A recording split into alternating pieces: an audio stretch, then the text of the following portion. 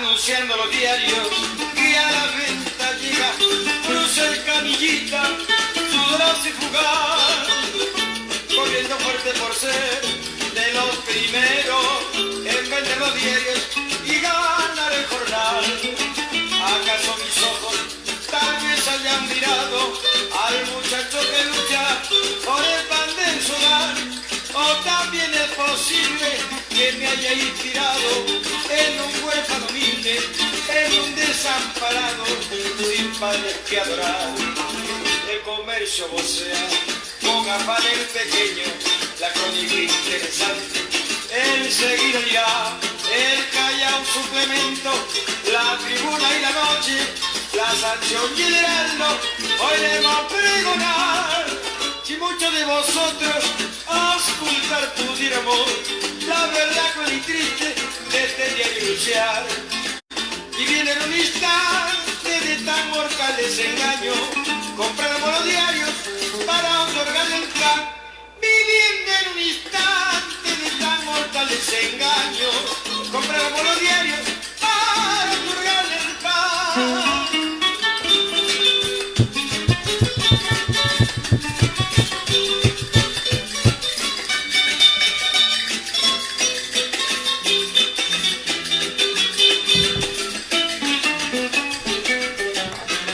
Canillita travieso, juguetón bullanguero, alma que ayer fue buena y siempre lo será.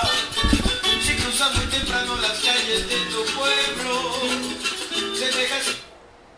Muy buenas noches, o muy buenas tardes, o muy buenos días, depende dónde y a qué hora nos esté sintonizando. Queridos compañeros, queridas compañeras, amigos y amigas, estamos en vivo y en directo desde el Museo Haya de la Torre, hoy desde la Biblioteca Manuel González Prada. Es la noche de música, política y cultura.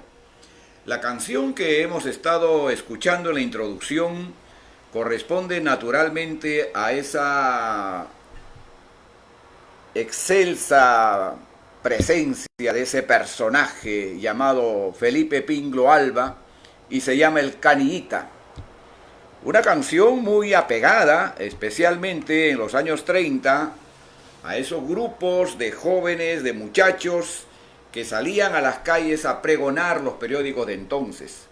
Y ahí, en la letra de Felipe Pingo Alba, justamente, está mencionado el diario La Tribuna, ¿no? El diario La Tribuna, que es lo que vamos a revisar esta noche, queridos compañeros, queridas compañeras, esa ligazón, ese entrelazamiento, esa hilación que existió seguramente, ¿no es cierto?, en esos tiempos entre Felipe Pingo Alba y ese APRA que comenzaba ya a organizarse en los años 30 como partido político en el Perú.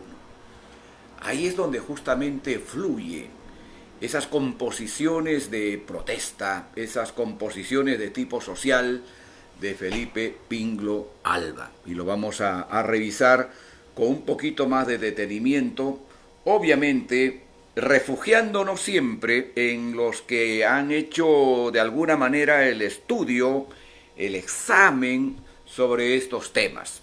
Que dicho sea de paso, en el caso de nuestros historiadores, ¿no es cierto?, no está tan mencionado o casi no está mencionado esta parte de la historia, ¿no?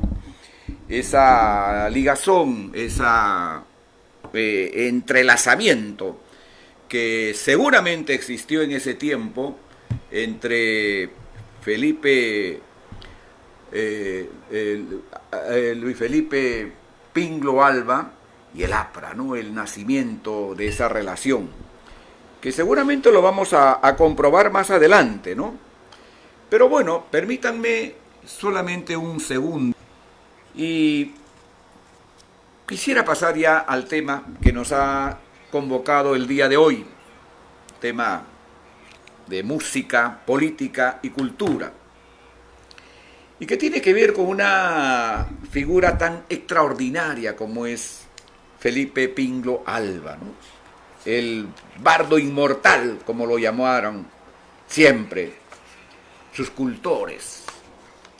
Yo he escuchado muy apasionado, he escuchado muy embelecido, ¿no es cierto?, la entrevista que, por ejemplo, le hizo César Campos Rodríguez a Julio Pizarro, ¿no?, gran presidente de nuestro Centro Cultural Felipe Pingló, ¿no?, ya fallecido, lamentablemente, ¿no?, pero gracias a quien también se ha mantenido casi en esos mismos sitios, en esos mismos lugares, esa música de este entrañable bardo inmortal, ¿no? Felipe Pingló Alba, yo no voy a hacer su biografía, yo no soy su biógrafo, conozco algo, pero no todo. Pero muchas cosas se ha dicho de él, ¿no? Por ejemplo, autores de filo comunistas han tratado de vincularlo a una relación, a una vinculación con Mariátegui, ¿no? Y seguramente, como alguien dijo por ahí, lo conoció, pero quizás en ese momento no le dio la importancia del caso, ¿no?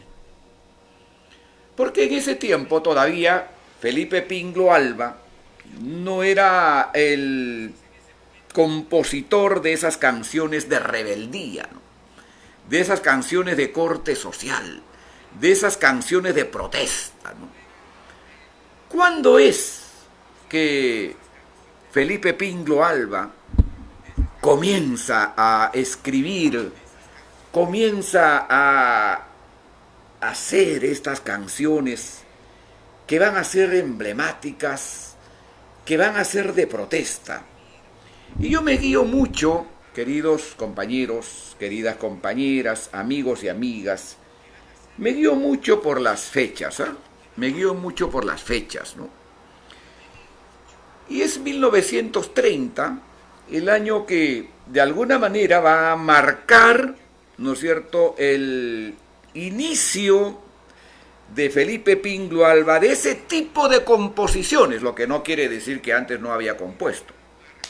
Inclusive sus biógrafos, ¿no es cierto?, hay un programa que se llama Sucedió en el Perú, lo pueden ver, tiene 4 capítulos, ahí está contado casi de una manera cronológica, ¿no es cierto?, la presencia de Felipe Pingló Alba, y como inclusive la presencia de la radio en 1925, que es la primera vez que llega a Lima, influye en él para poder introducir en el vals, ¿no es cierto?, temas que de pronto llegaban a través de la radio del extranjero, ¿no? El tango, por ejemplo, argentino, la música norteamericana, que fue de alguna manera haciendo que Pingló pudiera ir haciendo que la música, el vals peruano, pudiera ir confluyendo con esta música.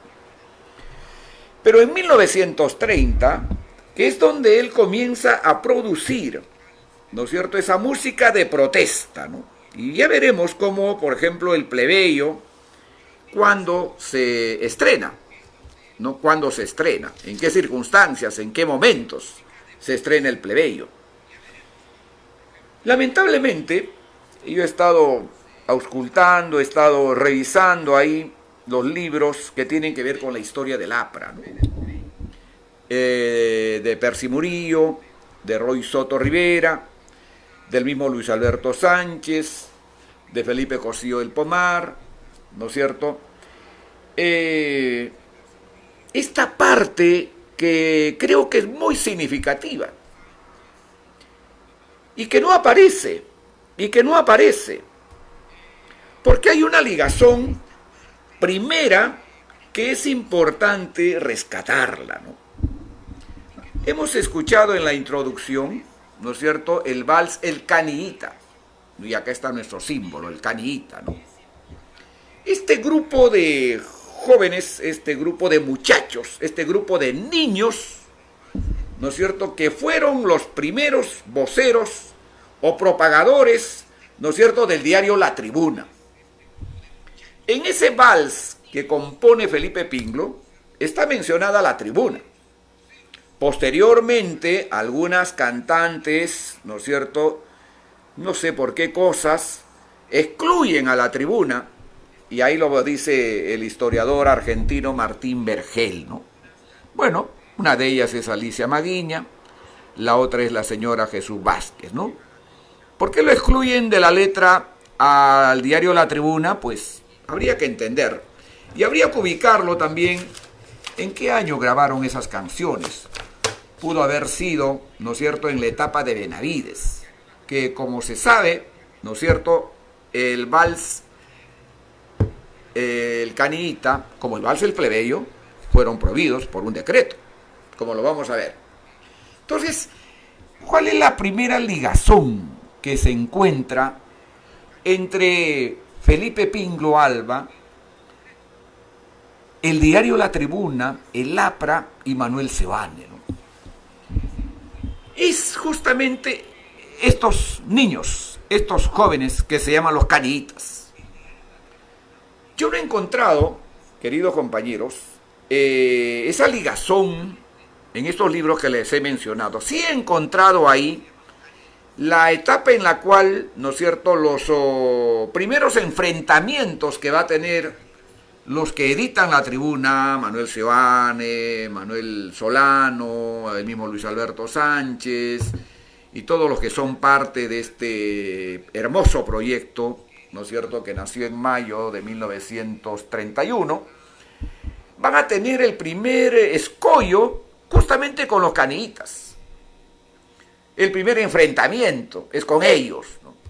Inclusive en la parte que corresponde a esa etapa, tanto Roy Soto Rivera como Percy Murillo cuentan como el mismo Manuel Seoane en ese tiempo, ya imagínense pues el tamaño de Manuel Seoane, imagínense lo robusto que era, ¿no es cierto?, tiene un pugilato con algún representante de los caniitas en ese tiempo, ¿no?, que también era pues un tipo muy erguido, muy alto.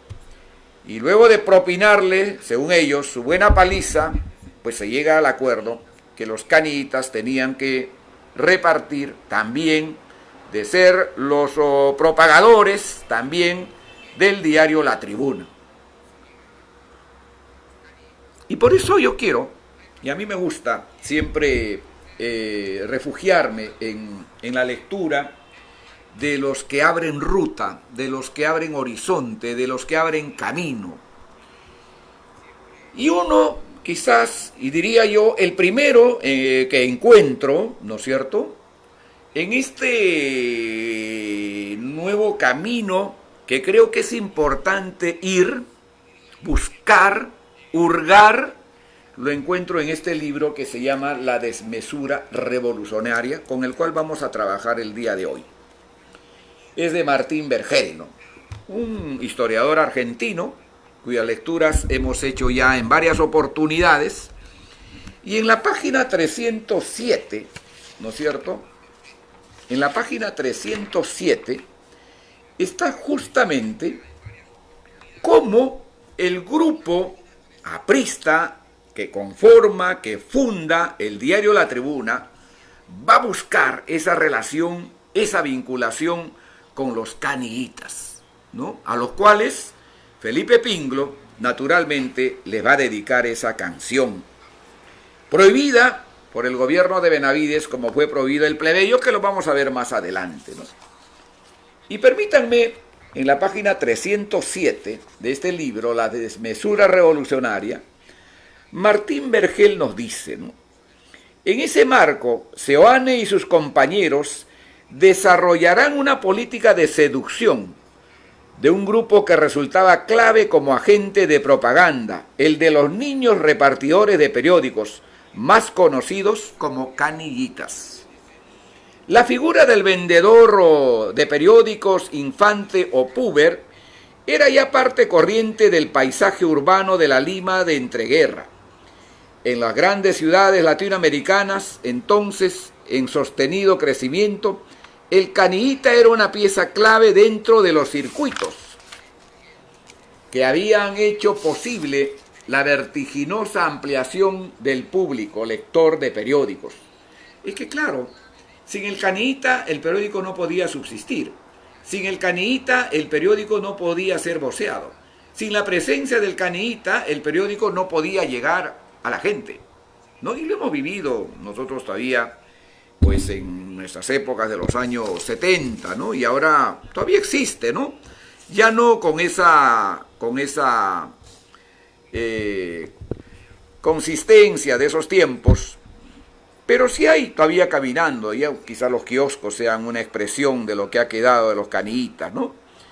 Pero yo veía, por ejemplo, en mi tierra, todavía en los años 70, un pueblo bastante pequeño, en Quillabamba, habían los Caniitas que circulaban con sus periódicos y tiraban sus periódicos a la puerta de las casas, ¿no? Entre ellos, naturalmente, La Tribuna de esa época, ¿no? Bueno, y entonces, dice Vergel, al mismo tiempo su imagen evocaba la pobreza urbana y ofrecía testimonio vivo de las fracturas sociales que acompañaban los procesos de modernización. Naturalmente, los grupos que conformaban los Caniitas provenían, pues, seguramente de los sitios más pobres. Era la gente más necesitada, ¿no? Y eran niños, no es que tampoco era gente adulta, eran niños.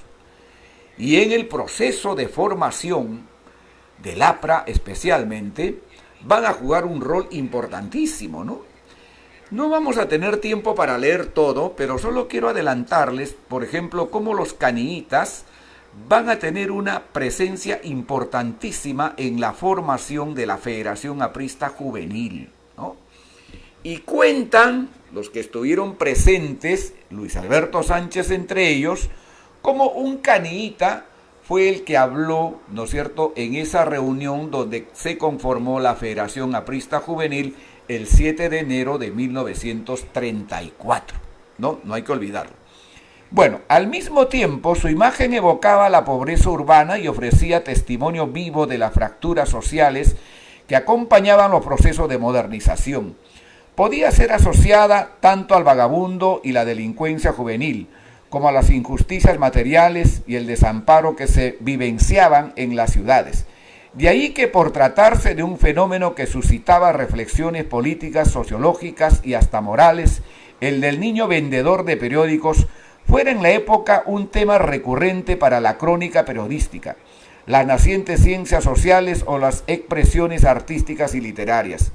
El propio término Caniita había sido concebido en obras del teatro popular argentino de comienzo del siglo XX. Su popularización se debió inicialmente a un sainete de afamado dramaturgo Florencio Sánchez, titulado precisamente Caniita. La presencia hasta entonces carente de nombre de esa nueva figura social explica la fortuna con la que la palabra migró y rápidamente fue incorporada en el léxico habitual de otros países del continente. Bueno, en el Perú de los primeros años 30, y estamos hablando ya de Pinglo, ¿no es cierto?, cuando él comienza a producir sus obras, sus valses, sus creaciones de protesta, de carácter social. En el Perú de los primeros años 30, los Caniitas eran, en efecto, una marca visible de la cultura popular urbana que solía ser visitada por un conjunto de representaciones. A mediados de esa década, por caso, se estrenaba en Lima la película argentina El Caniita. Y aquí vamos a ir ya a esa relación del Caniita, ¿no es cierto?, con el APRA y con Felipe Pinglo Alba. Y dice Martín Vergel, pero la expresión de mayor impacto referida a la temática provino de la música.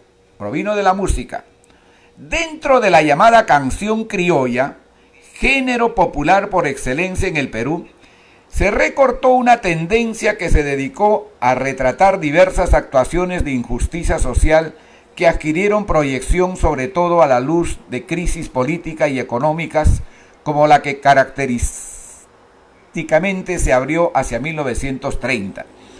Su más reconocido cultor, y se lo voy a repetir, su más reconocido cultor fue el mítico compositor Felipe Pinglo Alba, el cantor de los humildes, autor de piezas como Pobre Obrerita o El Plebeyo.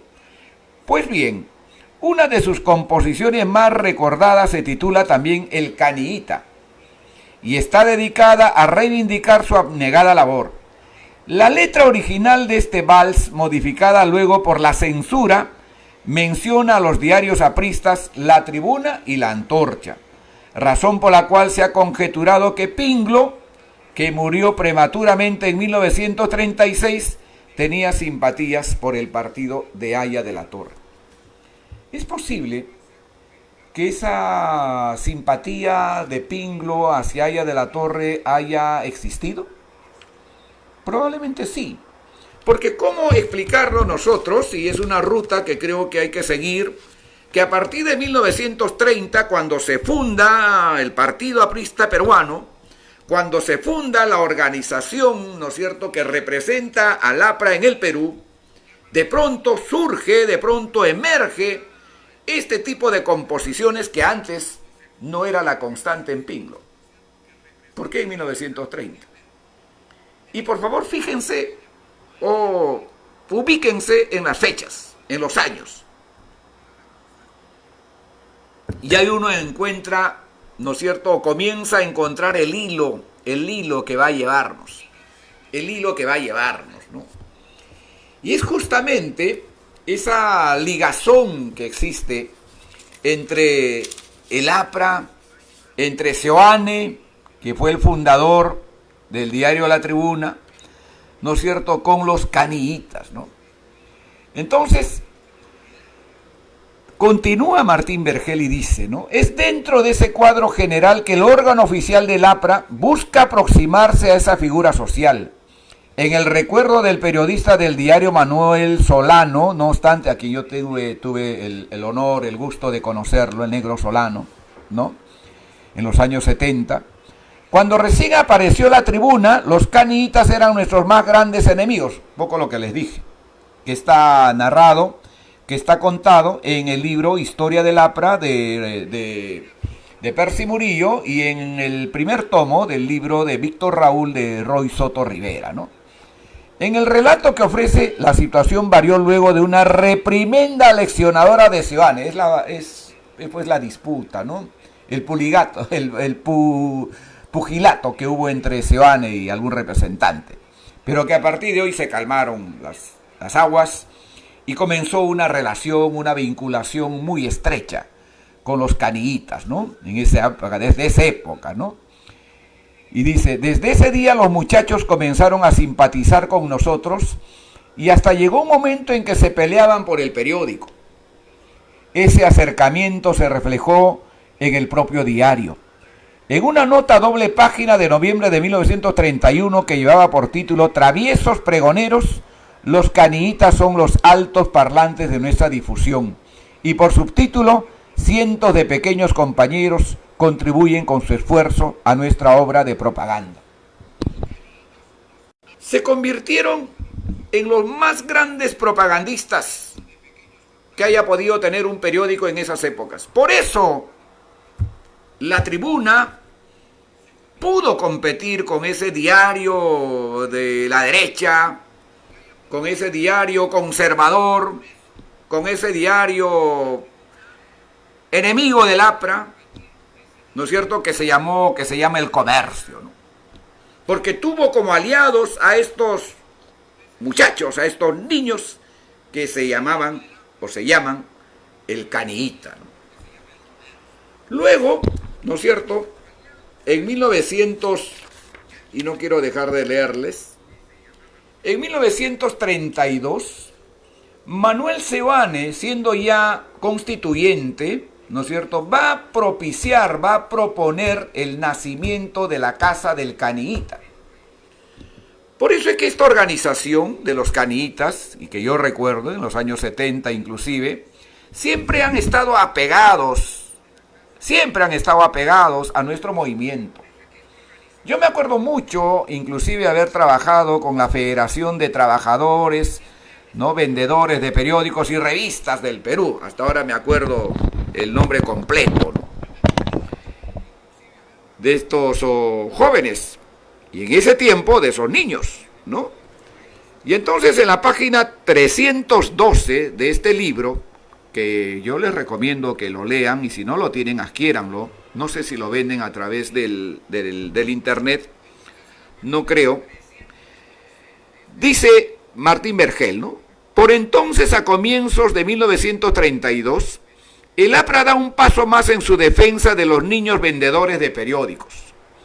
A poco de asumir sus funciones, Manuel Seoane y otros apristas que en las elecciones habían sido elegidos como parlamentarios, presentaron un proyecto de ley que proponía crear en cada ciudad la Casa del Caniita, una plataforma que brindaría cobertura social a los infantes. La medida, que ocupó el titular principal de portada en una edición de La Tribuna, no llegaría a buen puerto. Pocos días antes, el sanchecerrismo había aprobado la llamada Ley de Emergencia, que sirvió naturalmente para los crímenes que cometió Sánchez Cerro contra el APRA después, ¿no? La revolución de Trujillo del año 32, que en los hechos significaba el comienzo de la larga etapa de represión y gran clandestinidad, que salvo durante el breve interregno de 1933-1934, enmarcaría en el Perú la vida del APRA por los siguientes 13 años, ¿no? Es decir, acá nos habla de la larga persecución hasta 1945. No se olviden, la persecución del APRA comenzó, esa larga persecución, en noviembre de 1934 y culminó el 15 de mayo de 1945. Luego Vergel escribe desde la página 313 hasta la página 320, ¿no es cierto? Todo este capítulo que está dedicado, orientado a esta etapa de los caniitas, ¿no? Esa relación, ese apego que hubo con esta organización, que inicialmente eran contrarios a nosotros y que luego se convirtieron en los principales voceros del partido, ¿no?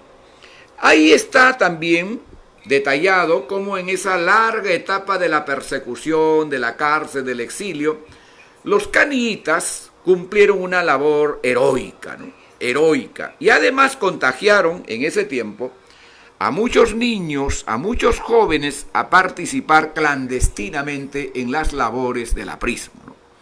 No se olviden que en esas etapas de los años 30, 31, 32, 33 y 34 específicamente, van a surgir esos jóvenes que van a estar en el entorno de Haya de la Torre, ¿no? Que van a estar también sumidos en la persecución, en el exilio, en la cárcel, ¿no? Uno de ellos no es sino Armando Villanueva del Campo, que fue el primer secretario general de la Federación Aprista Juvenil, el otro Nicanor Mujica Álvarez Calderón, como hubo otros también, Andrés Tausen Escurra, Susana Medrano, Luis Felipe Rodríguez Vildósola, ¿no? De los que yo voy recordando. Entonces yo ya no les voy a leer hasta la página 320, pero aquí está, ¿no? A los que quieran hacer lectura y enraizarse un poco más en el tema, pueden leer este libro, ¿no? Hasta esa página, que para mí es todo un hallazgo, ¿no? Es todo un hallazgo porque la verdad no había encontrado antes una versión tan estrecha, tan vinculada, ¿no? Si me permiten, está sonando mi alarma, porque a esta hora sintonizo un programa del extranjero, pero no me percaté que ya era las 8 de la noche, ¿no? Pero bueno, a ver, permítame un segundito, por favor, quiero apagar esa alarma para que no nos interrumpa.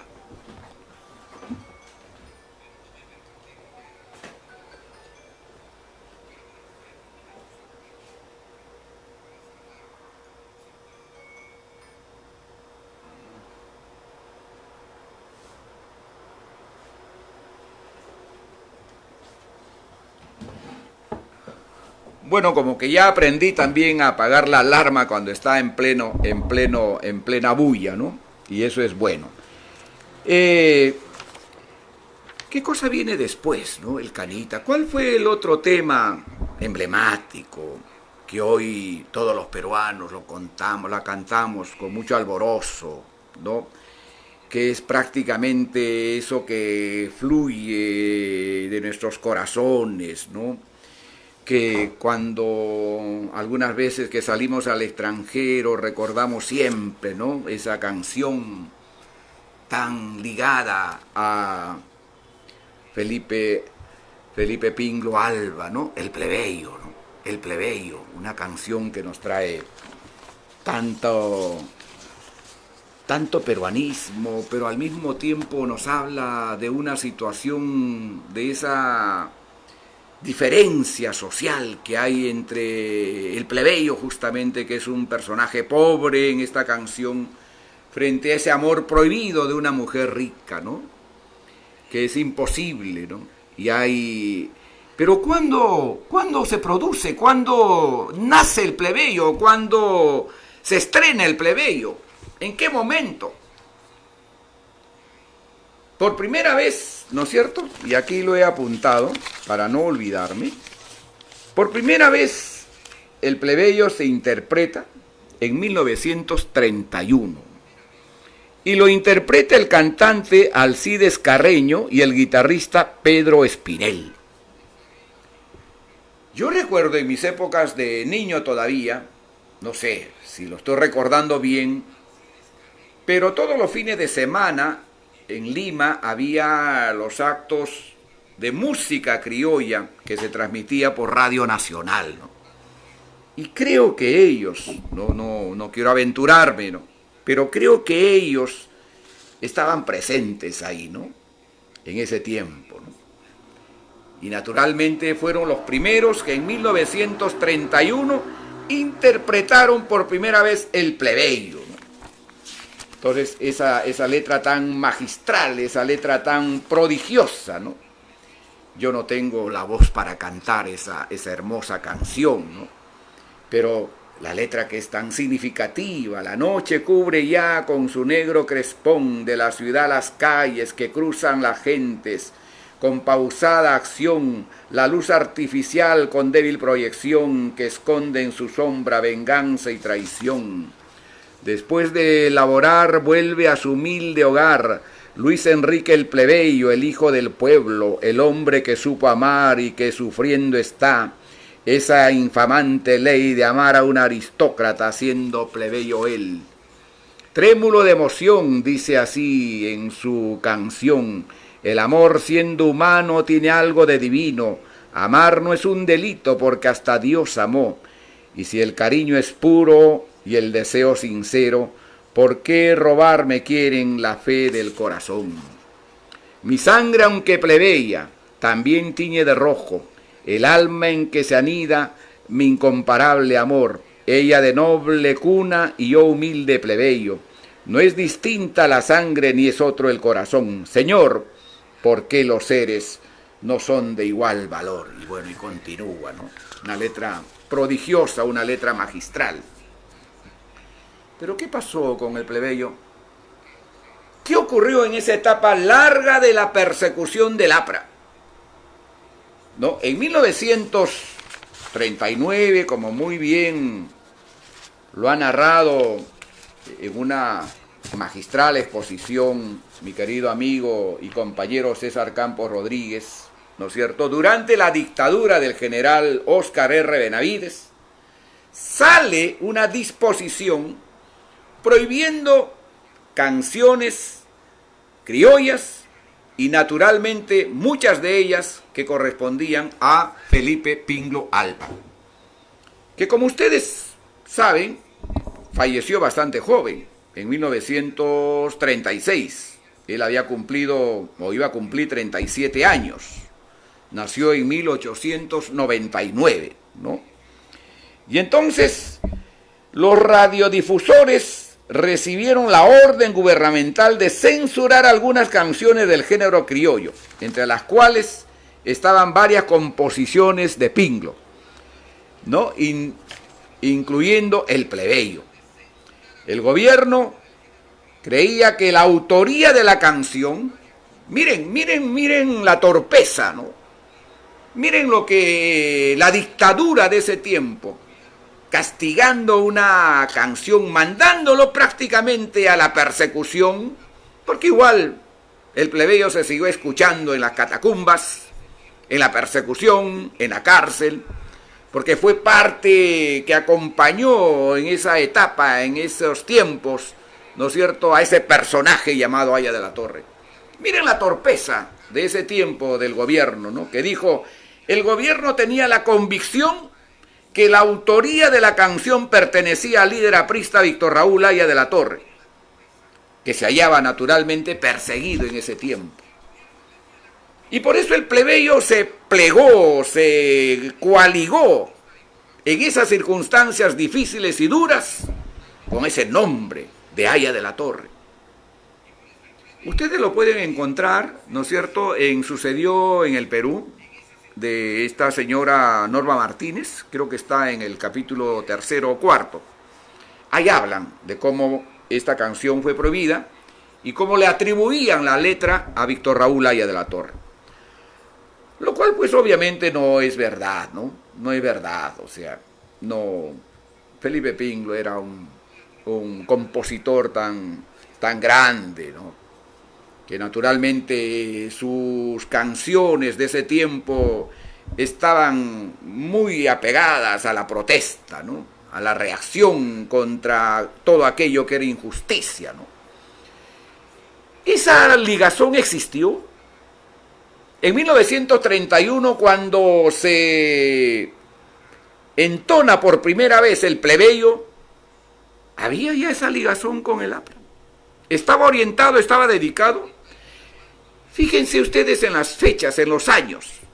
Ya Haya de la Torre había regresado en 1931, ¿no es cierto? Yo no digo pues que sería una torpeza de nuestra parte afirmar que Haya de la Torre es el autor, no. Pingle tiene su grandeza, ¿no?, y hay que reconocerlo como es. Pero que estuvo influenciado, que estuvo imantado por la fuerza del mensaje de Haya de la Torre, es cierto. Es verdad. Es verdad. Y la canción del Canillita pues no cae tampoco así, por las puras. Es algo que fluye, Y por eso menciona al diario La Tribuna, que después, como he dicho, algunas cantantes, ¿no es cierto?, muy emblemáticas en este país, no la mencionan, ¿no?, al diario, pero sí hay otras que sí mencionan, ¿no? De manera que esto es una cuestión, pues, bastante importantísimo, ¿no? Es importante para nosotros que no solamente el plebeyo, sino también el Canillita, el huerto de mi amada, sueño de opio, ¿no es cierto?, pobre obrerita, canciones que respondían a esa circunstancia tan difícil y dramática que vivía la sociedad entonces de Felipe Pingle, fueron prohibidas, fueron vetadas, fueron perseguidas junto al APRA en 1939 por orden del dictador, ¿no es cierto?, Benavides, Óscar R. Benavides, no lo olvide. ¿Hasta cuándo? No hay una fecha que diga cuándo terminó eso, ¿no? Quizás concluyó cuando finalizó también la persecución al APRA en mayo de 1945, ¿no? Pero puede ser una materia, pues, de investigación, ¿no? Puede ser una materia de investigación, ¿no? Creo que se abre un camino, ¿no? El mandato por si acaso de Benavides en contra del plebeyo, en contra del Canillita, se llamó Orden, Paz y Trabajo. Así lo denominaron, esa orden para prohibir la música de Pingle, ¿no es cierto?, en ese tiempo, ¿no?, en ese tiempo. Y bueno, es lo que yo más o menos quería transmitirles el día de hoy. Hurgar, encontrar quizá estos caminos que nos lleven, que nos conduzcan a esa reunión de este personaje como es Felipe Pingo Alba, con estas ideas que fluyeron con fuerza cuando se fundó el Partido Aprista Peruano en 1930, ¿no?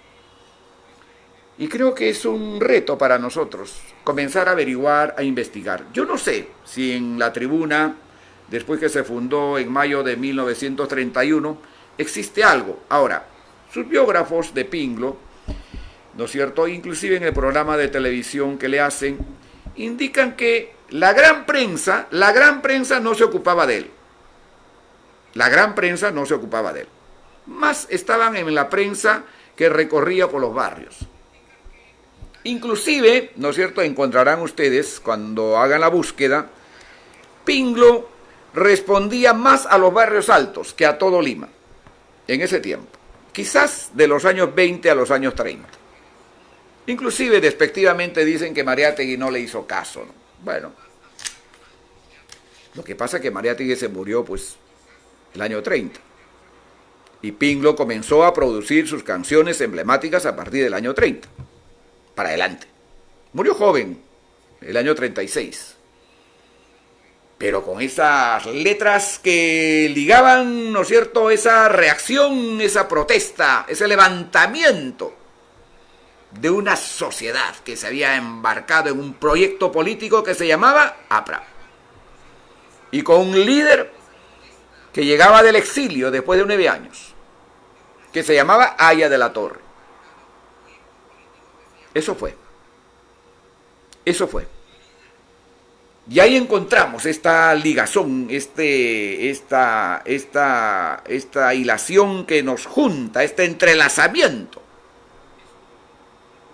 Que ojalá nuestros queridos jóvenes comiencen a hurgar. Y a propósito, el APRA es de izquierda. El APRA es de izquierda. No somos de centro ni somos de la derecha. Ni somos representantes de los ricos. Cuidado, jóvenes, el APRA es de izquierda. Y la próxima semana haremos un programa dedicado el por qué el APRA es de izquierda.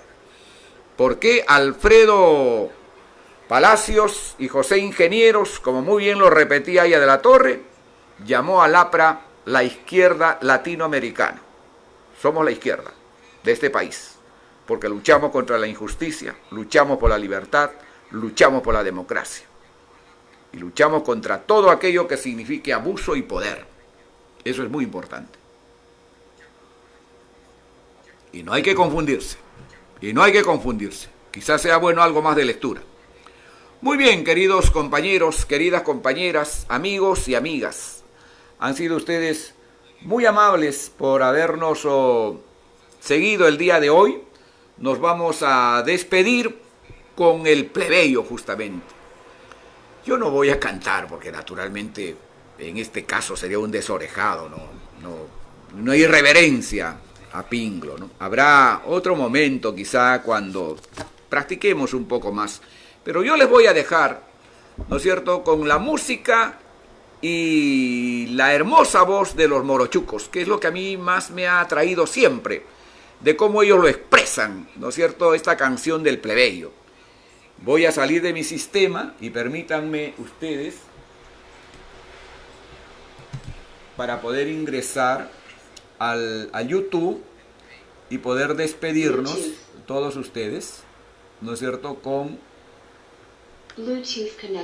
el plebeyo cantado por los morochucos. Y por favor, morochucos, no me abandonen, que aquí los estoy buscando. A ver, ¿dónde están? Aquí están. Muy bien. El plebeyo, los morochucos. Muy bien, muchas gracias. Nos vemos el próximo miércoles. Y nuestro tema será ¿por qué el APRA es la izquierda de Latinoamérica? Han sido ustedes muy amables y el sábado estamos de vuelta otra vez hablando sobre la revolución de Trujillo y Jorge Idiáquez. Muchas gracias, han sido muy gentiles.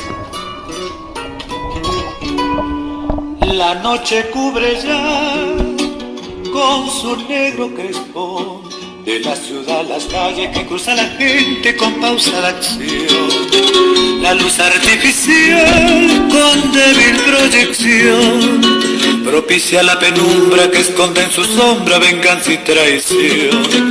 Después de laborar, vuelve a su humilde hogar. Luis Enrique el plebeyo, el hijo del pueblo, el hombre que supo amar y que sufriendo está esa infamante ley de amar a una aristócrata siendo plebeyo. Trémulo de emoción, dice así en su canción: el amor siendo humano tiene algo de divino. Amar no es un delito porque hasta Dios amó. Y si el cariño es puro y el deseo es sincero, ¿por qué robarme quiere la fe del corazón? Mi sangre aunque plebeya también tiñe de rojo el alma en que se anida mi incomparable amor. Ella de noble cuna y yo humilde plebeyo, no es distinta la sangre ni es otro el corazón, Señor, porque los seres no son de igual valor.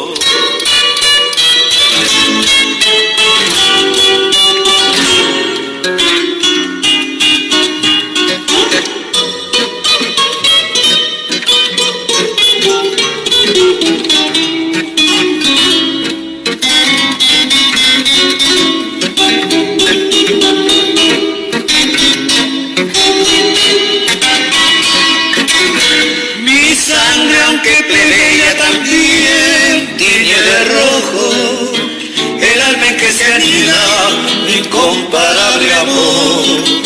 Ella de noble cuna y yo humilde plebeyo, no es distinta la sangre ni es otro el corazón, Señor, por